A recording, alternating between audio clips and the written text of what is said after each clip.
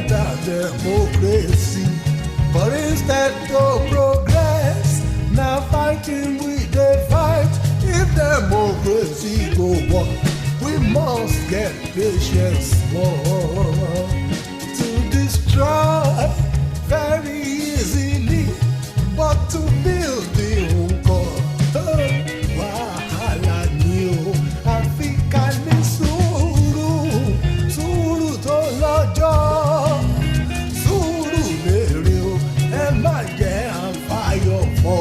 So therefore, humility o democracy, o politician, sùúrù lèrè ẹ má jẹ́ àfàyọ̀ fọ́ o. O legislator, o certificate, o gba master, o gba mísísì, ọ̀nà democracy lẹ́sìn ẹ kọrin. Kí la wá ṣe? Ẹjọ́ làwa fàyè gbọ́. Kí la wá ṣe? Ṣèbáyé làwa jẹ níbí. Kí la wá ṣe? Ṣẹjọ́ làwa fàyè gbọ́. Kí la wá ṣe? Good evening, everyone. Welcome to another episode of Message Music for Motivation, MMM. This is a program where the right message meets with the right music for you to be motivated to make the right decision. Remember, this is a production of First Rated Media and PR Limited. And this program comes up every Monday, Wednesdays, and Fridays by 6 p.m. We are broadcasting live from Champion 90.7 FM. And my name still remains DOYIN KUKOYI. Get ready for another 60 minutes of inspiring messages, infectious music, and electrifying conversations. Now, before I get to unveil today's discussion as well as the guest, I need you to join our social media community. Be a part of the family by joining at MMM_NG234. MMM_NG234. Should you have questions, reservations, concerns, contributions, send in your messages. We will be responding to them via that handle. Our phone lines will be open shortly, so stay tuned. Don't touch the dial. The motivation party is about to start.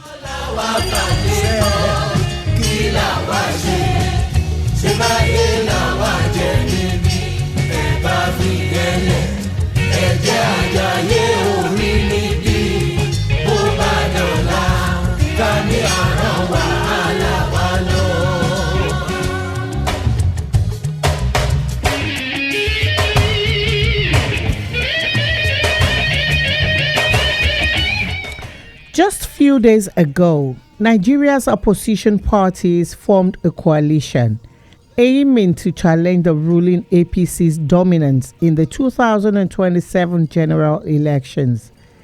This development has sparked intense debate and speculation about the coalition's potential impact on the country's political landscape. As Nigeria's democracy continues to evolve, the success or failure of this coalition could have far-reaching consequences. With diverse members and leaders, the coalition faces both opportunities and challenges. Let's explore the implications of this coalition with a political commentator, a public affairs analyst, Mr. Ugo Wilson Uche. Good evening, Mr. Uche. Hello, sir. Good evening, sir. How are you today?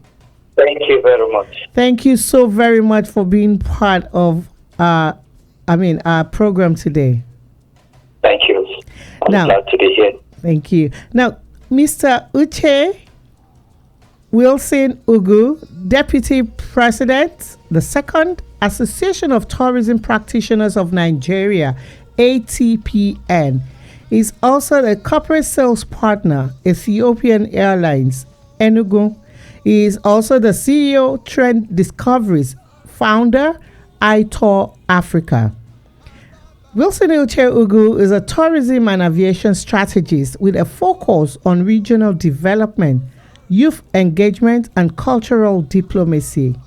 As Deputy President, the second of ATPN, and founder of ITOUR Africa, he leads advocacy for sustainable tourism, subnational branding, and cross-sector collaboration. He is a graduate of the Foreign Policy School and member of the Nigerian Institute of International Affairs, NIIA. Mr. Wilson bridges policy, business, and culture to promote investment, connectivity, and tourism-driven economy growth, especially across Nigeria's southeast. His role with Ethiopia Airlines supports international mobility and trade, while his initiatives like Ala Igbo Amaka, Coal City Tour, and Aviation Career position him as a leading voice in Nigeria's tourism diplomacy and development space. Again, ladies and gentlemen, help me welcome to the studio Mr. Uche Ugu. Now, you can also be a part of this program, yes, by calling on 090-620-23907, 090-620-24907. Now, sir, let's get straight into today's program. A united opposition is the first step towards a brighter future for Nigeria, as it would strengthen our democracy. That is a quote I am going to be opening today's program with. Now, sir, my first question to you. What are your thoughts on the formation of the opposition coalition and what might be their primary goals? Okay, thank you very much. I want to start by saying that a vibrant opposition, yes, is very critical to the development of democracy anywhere in the world. Right. Where you don't have vibrant opposition, then there is no democracy, because of course you will have things like divergent views and opinions. You don't expect everybody to agree with you. Even if they do, then something is wrong somewhere. Right. So, and people, democracy, just like it's defined, it has to do with the people. Right. And if it has to do with the people, then we need to also bring into perspective the fact that people are meant to argue, people are meant to disagree. But the essence of their disagreement is not for you to mess things up. But of course, it comes in three ways. First of all, it comes as a checkmate to leaders or leadership, the leadership experience. So when you have people who always see things, because of course when you are in the position of leadership, there are certain things you are not opportune to be aware of.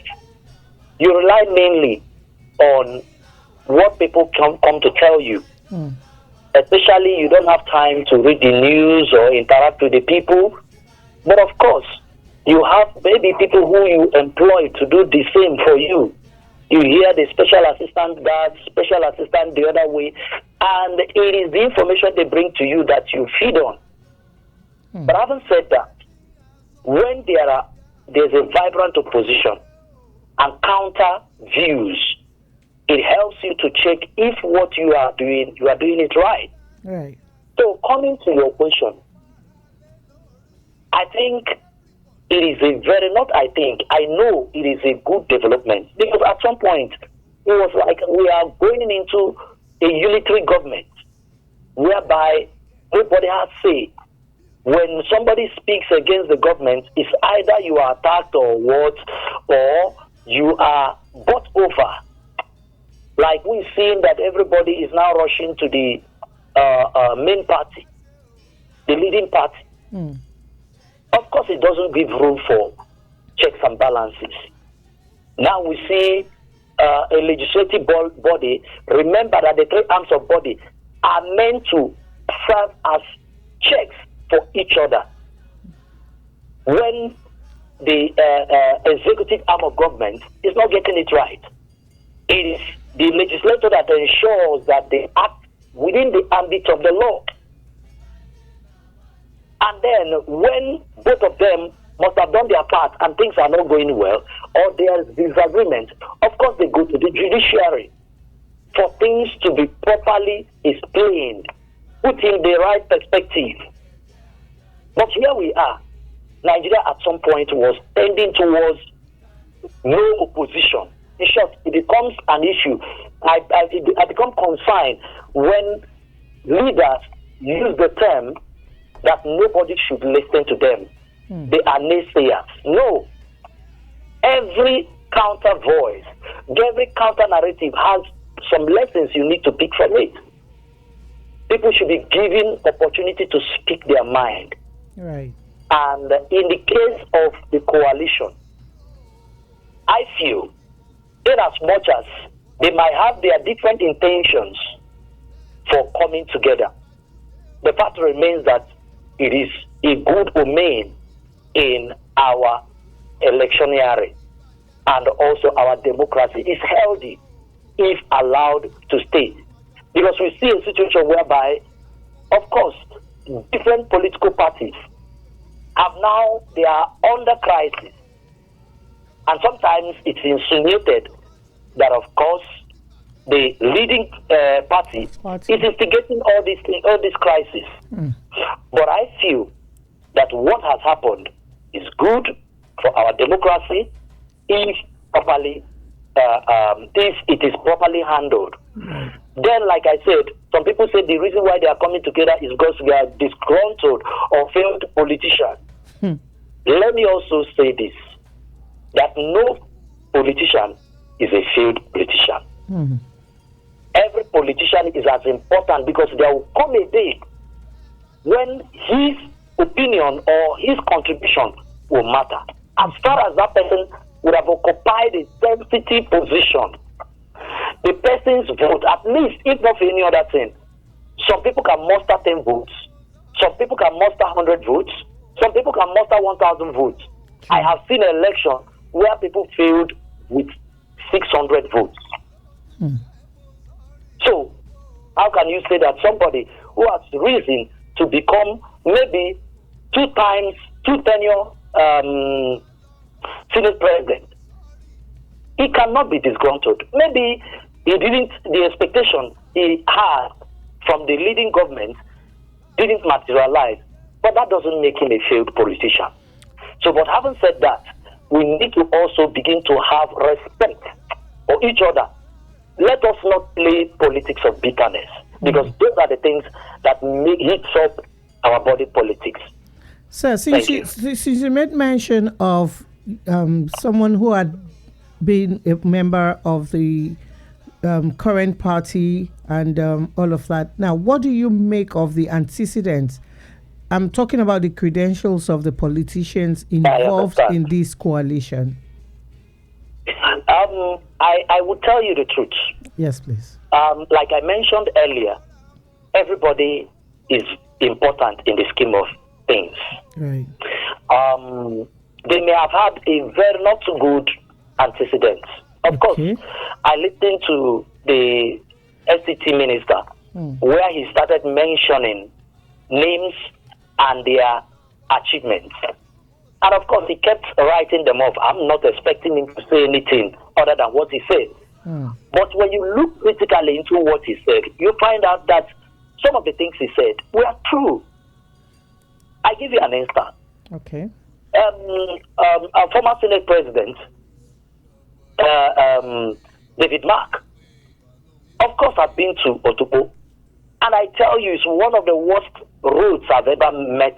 In short, the road that passed in front of his house, it remains untarred up to today. And I keep wondering, then, if they say charity begins at home, if truly your constituency cannot feel the impact how much more of democracy, how much more Nigeria? But that having been said, you cannot write off every politician that came there. We also have people who came with genuine intention. I remember that the last election in 2023, when somebody said that, of course, the obedient are people who are maybe 3 or 4 persons inside a room and they are tweeting. The same set of people cleared the entire Lagos, winning it against the powerful politicians. The same 4 people tweeting muzzles over 6 million votes. And of course, there's an argument, there's a narrative that, of course, that's not the actual vote. But that's, by the way, that is what I'm trying to say, that no matter their antecedents, what we are saying is, if everybody agrees with the present government, there's a tendency that things will go sour. That people may not understand that they have a responsibility to Nigerians. People will now begin to do things anyhow. Democracy will no longer thrive. So the fact remains that being disgruntled, in quotes, is also part of the game. Everybody will not be on your part. And everybody should learn to accept when people are in the opposing side. Just look at what they are doing. Do the right thing you are supposed to do. And then what will happen is that you will now use your result to counter whatever anybody is bringing on board. But look at somebody like El-Rufai, His Excellency El-Rufai. The fact remains that all of them in that coalition, aside from somebody like His Excellency P2B, they have one time or the other worked with the present government. And then here is a situation whereby His Excellency Governor El-Rufai, former Governor El-Rufai, will now tell you that he's sorry that he sold a bad market to Nigerians. And I laugh over it. Because the truth about it is that it is only when it works in your own interest that it becomes good. When it's against your interest, it becomes a bad market. But we need to be sincere to ourselves. Sometimes you need those people assumed to have not too good antecedents in order to get things right. Because it can only take, there's an Igbo adage that says that it takes the rat that's in the house to tell the one outside that there's fish inside in the cupboard. So we need them to be able to tell us how best to beat, because of course they work together. They understand their secrets. They understand their strategies. So it takes somebody who understands your strategy to counter yours. Okay, so far so good. What do you make of their approach? Come again. What do you make of their approach so far? Their plans, their strategies I think the first thing first.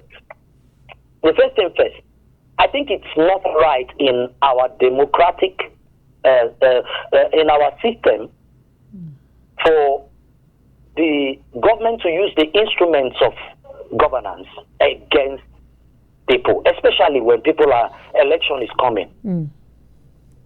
We must see the election umpire not to be biased. We must see them to be like that. That's why we see a situation whereby a sitting governor or a sitting president loses an election. It is not a must, because what the person is selling, having been in the place of authority or leadership, is what his achievement. So, but when we see a situation whereby people want to register, a political party, and then INEC is not giving room for registration, when the Constitution says, what the Constitution says is that as far as people have gathered together and agreed, they need to inform. INEC is not the one registering. As far as you gather, you have set up an organization having a common purpose and ideology. INEC has no option than to recognize such body. It is only when such body, maybe their ideology, maybe their logo, maybe their flag, or maybe some of the things contained in their instruments of organization is running, maybe going against another one, that is when they will say, okay, fine, go home and change your logo. Go home is clashing with so person. So, but we see a situation whereby to go to register, I remember when I led the Youth Democratic Party of Nigeria, or a yet to be registered party for youth, INEC turned it down severally. And I felt it was not right. So INEC should not be seen as being biased. If at this point in time, the instruments, especially the election umpire, is seen to be biased, then there's no confidence in the electoral process. Secondly, you see a situation whereby people want to have their meeting without arms, with nothing, and then police is seen to come and block their entrance, especially the main opposition party. That sends a wrong signal. So finally, to round it up, I am saying that so far, the coalition, the steps they have taken, obviously, to them, it is best known to them. They have their strategy. Of course, before now, we thought it's going to be ADA. Then, of course, we now saw them ending up. Maybe it was supposed to be their plan B. Then everybody, we are now seeing all of them in ADC. But of course, immediately after they all declared for ADC, now you are seeing somebody like Kachuku, the former presidential candidate, who initially declared full support for the president. The president has now resurrected and felt that this is the time for us to rescue ADC from grabber. You didn't do anything before. In short, you pledged loyalty and support for the present government. So you just see that it is not right. We need to call a spade a spade. I am not supporting anybody. I'm not in coalition. Neither am I in the ruling party. But the fact remains that when you talk up responsibility of leadership, you must be seen as being fair. Because if there is no fairness, where can we have justice? If there is no justice, there won't be peace. There won't be peace if there is no justice. Sir, we'll quickly go on a break. When we come back, we will continue. It's still MMM with DOYIN KUKOYI, coming to you live from Champion 90.7 FM. Don't go anywhere. We'll be right back.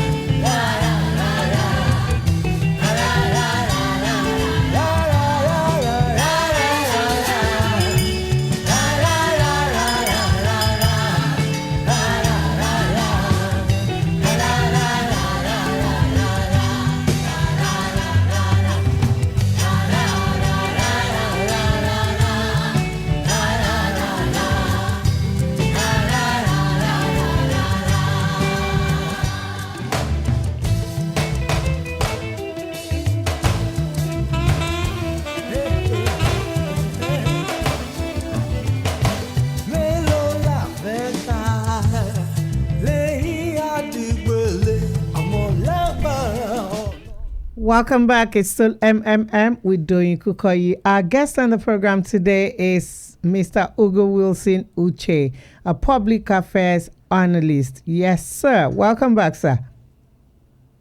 Thank you very much. Glad to be back. Well, you know, you can be part of this program by calling us on 090-620-23907. 090-620-24907. We're talking about the coalition. Yes, sir. My next question: do you think they are formidable enough to unseat President Bola Tinubu?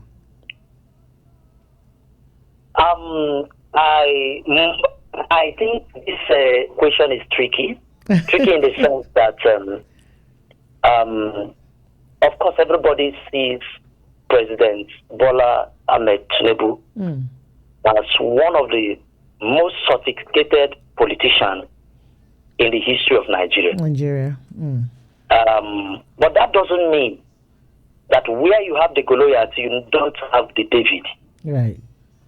So most times, when we become too confident about our strategy, you see that a little mistake messes things up for us. So, in as much as he's formidable, he also needs to watch his back. Because most times you find out that it is that place where you least expected. Nobody ever imagined that anybody is going to win Lagos State from the president. In short, nobody expected that anybody is going to win Southwest from the president. But it happened. But but it happened. From what we saw, in short, it took some level of intervention where people were now being threatened not to come and vote. It would have been a landslide. So you now see that sometimes overconfidence, maybe counter narrative, how do they put it? It can actually tell you. So, but having said that, that's why I feel that nobody should ever write anybody off.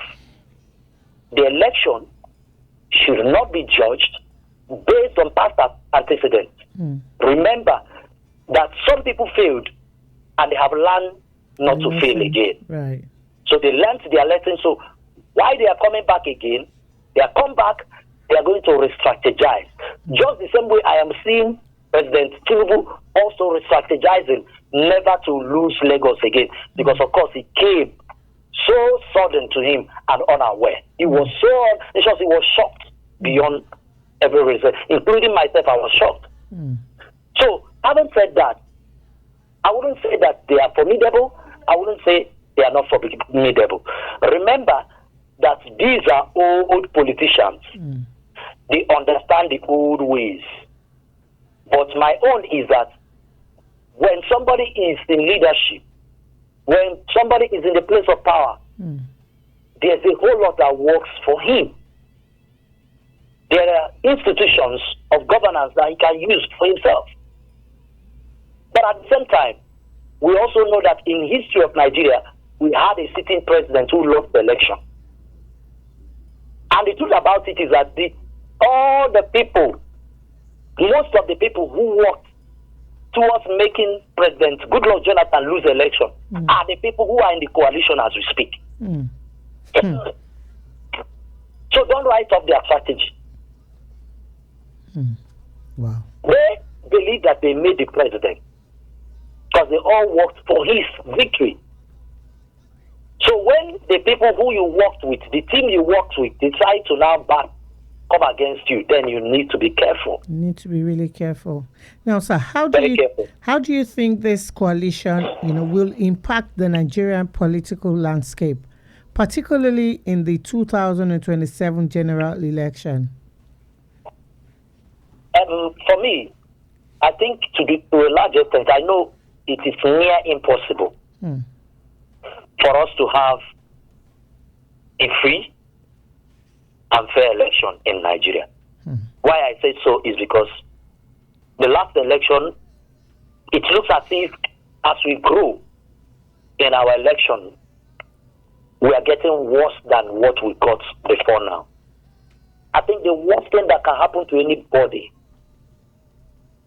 is to change the rules in the middle of the game. I was shedding tears when at some point everything was working smoothly and then the whole network was shut down and we were told there was network glitch. Ordinarily, even in the normal game that we play, if there is a network grid, what happens? The result will never be fair. An election must be seen to be fair and must be seen to communicate justice. So I just feel that the same set of persons, Professor Mahmoud, is still in charge. He hasn't even come out to explain to Nigeria critically what caused the glitch. But he's still organizing elections. What happened in Edo State should be a glimpse of what is going to happen in 2027. There was practically no election. In short, I saw a sitting governor almost crying like a baby. We must see these things to work, to be fair. We saw everything that happened around. Sometimes you see a situation whereby a candidate won clearly and a certain part is cancelled. And then when a new election is done, the entire vote that he was winning with will be wiped out in the new election. Something that you know that is near impossible. But it's only in Nigeria that you see these things possible. So, coming to their formidability, I am saying that it will take more than just hard work. It will take God, grace of God, to take power away from President Tinubu. And I am not ruling out that interventions like that can happen, because it has happened. But at the same time, what I am saying is that the opposition need to do their due diligence. Strategize properly. All hands must be on deck. All hands must be on deck. And another thing is, you know that when two elephants fight, the grass suffers. You're right. The people that actually bear the consequences of these big masquerades fighting are the people. The common people. I also felt that it was not right to have commenced campaign 2 years or halfway to the tenure. It is too early to distract ourselves. There is no longer anything we hear. Anytime they go to unveil a particular project, nobody is talking about democracy dividends again. It is now when people now begin to throw shades at each other. Politicians calling each other names. This is not what we elected you people to do. We elected you people to deliver dividends of democracy, and not for you to throw shades. Whose wife is the breadwinner, and whose wife is not who is a drunkard and who is not a drunkard? That is not what Nigerians need at this point in time. You are distracting us. You are distracting yourself. We need you to deliver good governance. And then before you know it, there's endorsement everywhere. I thought that these things come 6 months. And even there's a law that says that such campaign will receive a penalty for it. But of course, before you know it, there were endorsements everywhere. So what do you expect? The oppositions will not fold their arms and be watching things go. Several governors are decamping to the ruling party, and you want them to keep quiet. Then eventually when they decide to come together, then it becomes an issue. But people have been decamping from PDP to APC, from Labour Party to APC, and it wasn't against the Constitution. Then now it has become constitutionally not right and morally not right for people to converge and take a new position in their political drive. I think it's not right. We need to be fair. The present government and the ruling party needs to be fair to Nigerians. Okay, thank you very much. We know that all of these people that have come to form this coalition, they all come from diverse backgrounds. Now, what are the drawbacks of this coalition, considering the diverse backgrounds of its members? Again, there's never two brothers who has ever occupied the position of the president and the vice president. True. they definitely come from the way Nigeria is structured. The fact remains that if the president is from the south, the vice president will come from the north. Right. In order to form what we call balanced equation. So, but having said that, that means that none of these people will come from the same background. Even when you have people who are born from the same parents, they don't have the same mindset. Even they don't twins. all agree in the same way. But it takes a parent who understands the differences among the family members, maybe a father or even a mother, to be able to manage the differences.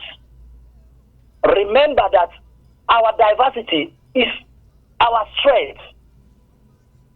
The diversity is our strength. But sometimes it can be disadvantageous. But in this case, it is not wrong for people to come from different backgrounds. It is not wrong for people to have different antecedents. It is not wrong for people to have different views and understanding. But what matters a lot is the leadership. The leadership. In every party you come to in Nigeria, there is no party that is exclusively having the same set of people with the same mindset. Of course, they can have their ideology, which of course you expect every other person who is coming into such party to align itself to it, to such ideology.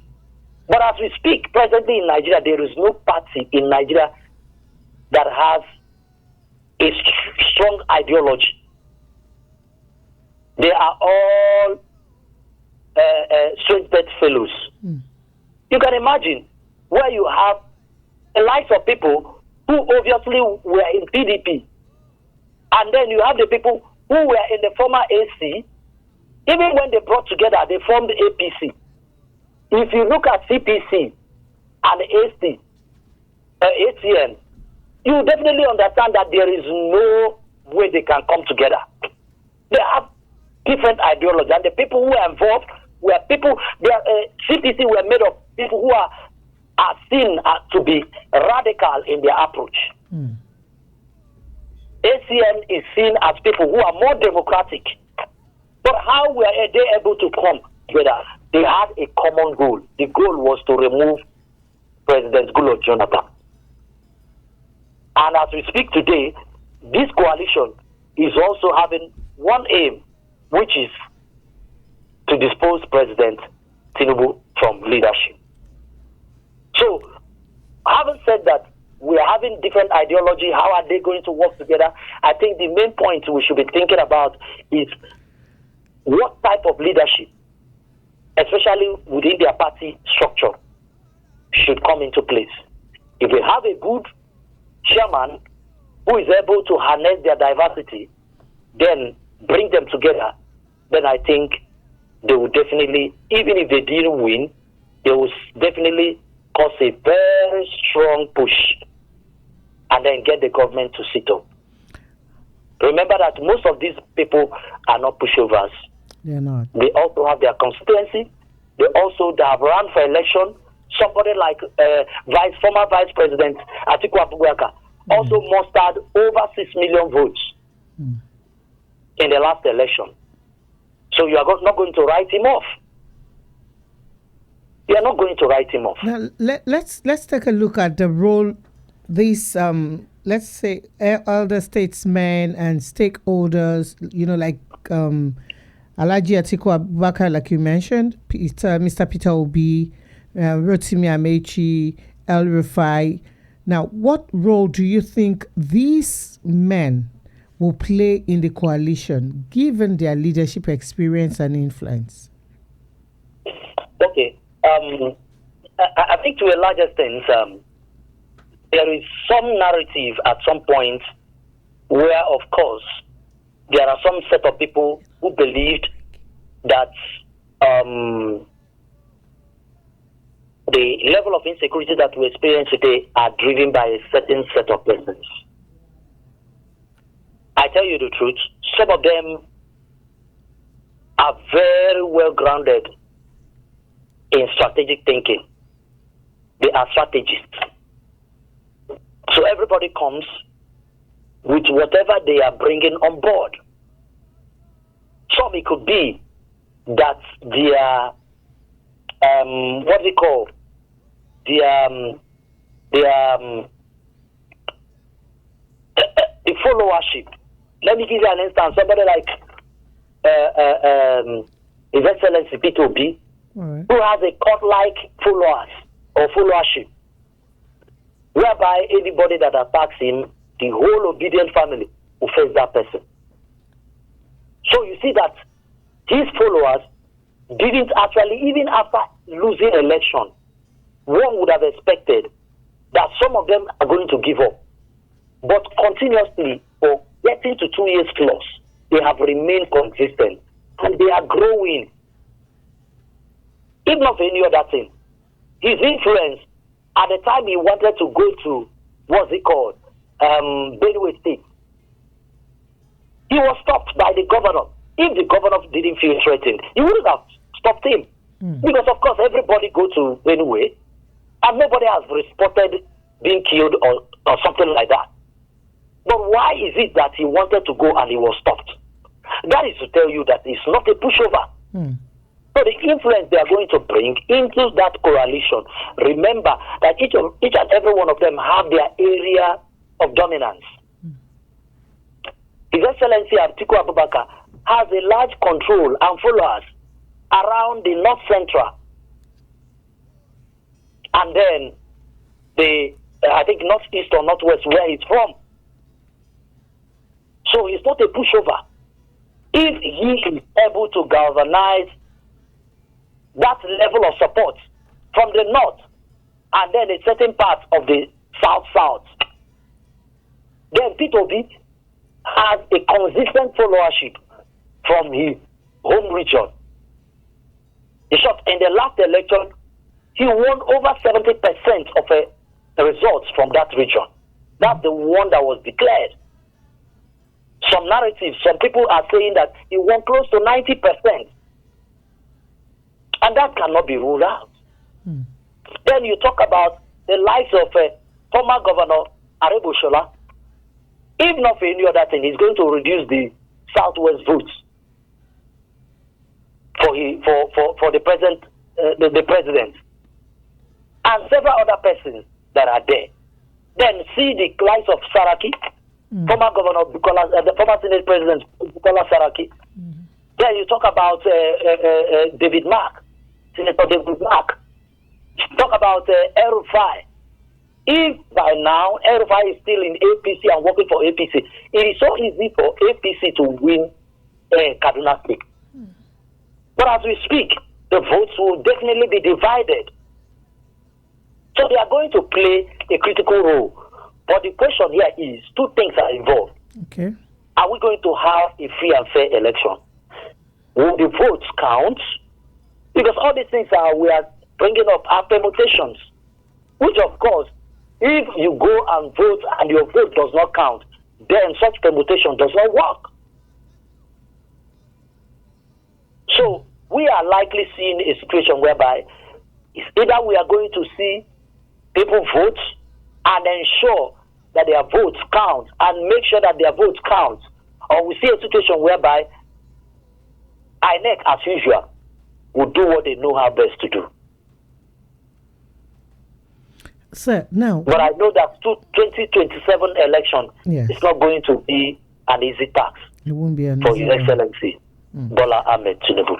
Now, let me quickly ask this question. Will the coalition's leadership structure, you have the likes of Alhaji Atiku Abubakar, Mr. Peter Obi, Rufai Aregbesola, and all of those people, do you think the coalition leadership structure will contribute to its success or create potential power struggle? At the point where we are now, I think it's too early for us to ascertain how far they will go. They are just coming together. And I believe that the most critical point in this coalition is going to be choosing a presidential candidate. Because I see that some of the people who, of course, form the nucleus of this coalition are very ambitious. Why do we have the issue we have today between the PDP? Some will tell you that it was because, of course, SCC minister thought that he's going to win the election. Of course, he has done everything he did that night during their primaries. It was already concluded that he's winning, he's cruising. But of course, something happened. That was coming from His Excellency Tambowa. Of course, Minister Wike expected that, having worked for the victory of Tambowa in the tribunal, and having supported him all along, even at some point, him becoming a strong player in the PDP Governors Forum. I think he was the leader of PDP Governors Forum at some point, and got all the support he needed from Minister Wike. But at the end, when the chief was down, of course he made his decision, and that decision changed everything. Just 1 minute decision. And of course, Wike, like every other person, felt disappointed and betrayed. I also see that playing out. Because let me tell you that President Tinubu will not fold his arm and watch a coalition to work. He is likely to plant stooges among them, who is going to also throw spanner in their wheel. So these are strategies. And don't also rule out that people who are with the president today may eventually, at the dying minute, switch. So anything is possible here.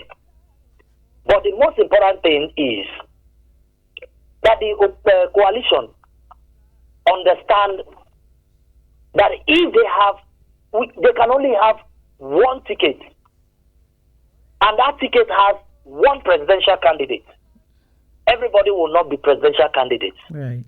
So the fact remains that whoever that is chosen, all of them should be able to rally around that person and then push for them to win. Of course, when Minister Wike couldn't get the presidential ticket, of course it's assumed that he requested to be running mate. Of course, I have heard several times former Vice President Atiku Abubakar also said that Wike is bitter because he didn't give him the vice presidential ticket. Of course, he felt that he invested so much in the whole process. And he deserved but of tickets. Course, Vice President Atiku Abubakar also knew why he didn't choose him. But having said this, that singular act turned PDP into what we are seeing today. And we know that just that eventually destroyed PDP. And the PDP is almost about to be buried. It's still MMM with DOYIN KUKOYI coming to you live from Champion 90.7 FM. Our guest today is a public affairs analyst, Mr. Ugo Wilson Uche. You can be a part of this program by calling us on 090-620-23907, 090-2024-907. We are going to go on another break. When we come back, we will continue with Mr. Uche Wilson Uche. Don't go anywhere. So make we stop all this hypocrisy. Make we get patience more. Build better democracy. Holy.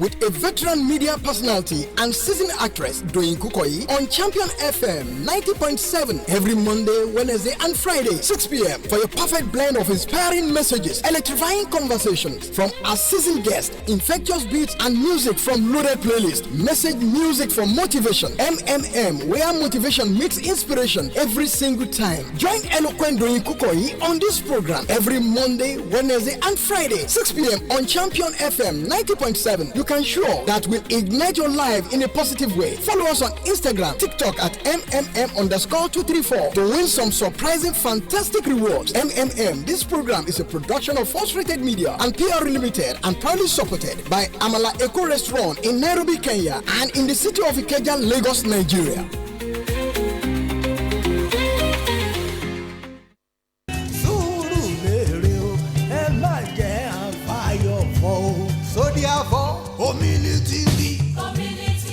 Oh democracy, oh politician, Surulere ẹ má jẹ́ àbáyọ̀ fọ́. Oh legislator, oh certificate, oh gba master, oh gba misisi. Ọ̀nà democracy lẹ́sìn ẹ kọrin ilé wa ṣe. Welcome back. It's still MMM with DOYIN KUKOYI, coming to you live from Champion 90.7 FM. Now, the 2027 elections will be a litmus test for the opposition coalition's strength and viability. Our guest is still here with us in the person of Mr. Ugo Wilson Uche, a public affairs analyst. Now, sir, how might the appointment of David Mark, Rauf Aregbesola, and Bolaji Abdullahi as interim leaders shape the coalition's direction? All right, thank you very much. I think it was very strategic. Strategic in the sense to reasons, being that let's take on Rauf Aregbesola, former governor Rauf Aregbesola. He was among the president's think tank. He was one of the president's support base. But somehow something happened and then he fell off. Of course, we are told that the politics in Osun State played up, and that is why we are where we are today. And nobody could have believed that, having served as a commissioner under the president, while the president was the governor of Lagos State, in short, he was among his economic team. And even after that, he has always been a strong ally to the president. So one would say that he knows the president. He's the kitchen cabinet in president's line of it. In short, his first 11, Aregbesola is among them. And we are told that some of the things he was able to achieve in Lagos was actually driven by this same Aregbesola. I am also told that he is also a political bigweight, especially in the Southwest. So it's strategic, taking the secretary to come from the home base of the president. Of course, nobody is expecting the Southwest to produce the presidential candidate. So, of course, if either a presidential candidate is coming from the north or the south, but however, whichever way it goes, the fact remains that one will consider either southeast or south-south, since the president is from southwest. And now, for them to have chosen the secretary of the party, the interim secretary of the party, to come from the southwest, it obviously rules out the possibility of southwesterner being either the presidential candidate or the vice presidential candidate. The same thing, if you look at the North Central today feel disadvantaged. To a large extent, the level of insecurity being experienced in the North Central is somehow taking a political point. The North Central are truly dissatisfied with the present government, especially with the level of insecurity. And then they feel that, of course, there are people who are untouchable. And then they feel that they see themselves as second-class citizens of Nigeria. So choosing the chairman of the party, and remember very well that in APC today, the crisis that APC is having is as a result of some people feeling that, of course, if you removed our EHIU, no, not EHIU, if you remove the former APC chairman, who is, in quotes, from the North Central, it should have been replaced by somebody from the North Central. But now we are seeing the chairman who just resigned, likely to pave way for the right way to be done. Because, of course, if I believe that the government, the present government, would have had a hint of what the opposition is likely to do. And today we are seeing the results.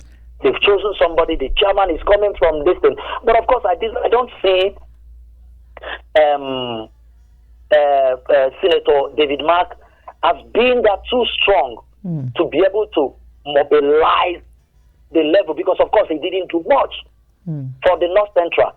But because we have the likes of Sutuan,